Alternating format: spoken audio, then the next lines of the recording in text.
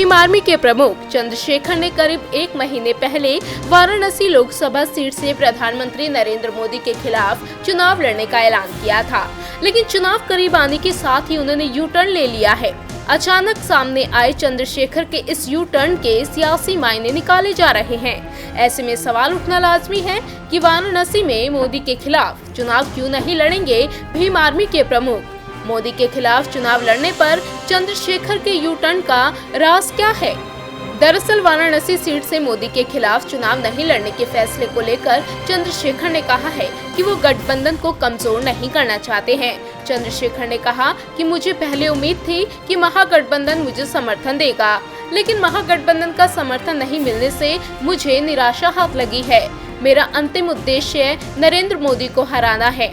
ऐसे में अगर मैं चुनाव लड़ता हूं तो बहुजन वोट बढ़ जाएगा, अगर फूट पड़ेगी तो लूट मचेगी। चंद्रशेखर ने कहा कि बीजेपी को हराने के लिए दलित वोट संगठित रहना चाहिए और उनका संगठन एसपी, बीएसपी, आरएलडी गठबंधन का समर्थन करेगा। इतना ही नहीं, उन्होंने ये भी कहा कि अगर एसपी, बीएसपी, आरएलडी गठबंधन बीएसपी नेता सतीश चंद्र मिश्रा को वाराणसी सीट से टिकट देता है तो भीम आर्मी गठबंधन का समर्थन करेगी। मिश्रा बीएसपी के महासचिव और पार्टी का ब्राह्मण चेहरा है। उन्होंने कहा कि यदि गठबंधन काशी से मिश्रा को उम्मीदवार बनाता है तो उन्हें अगड़ी जातियों का भी कुछ वोट मिल सकता है। चंद्रशेखर के इस यू टर्न से सभी को हैरानी हो रही है।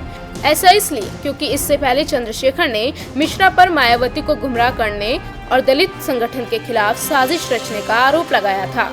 हाल ही में बीएसपी प्रमुख मायावती ने भी चंद्रशेखर पर हमला बोला था और उन्हें बीजेपी का एजेंट करार दिया था।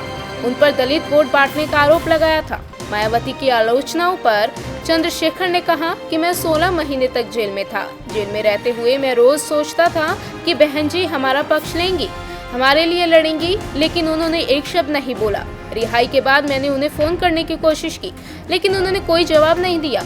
उन्होंने कहा कि हमारे अपने लोग हमें बीजेपी का एजेंट बता रहे हैं, लेकिन मैं अभी भी सोचता हूं कि वो प्रधानमंत्री बने।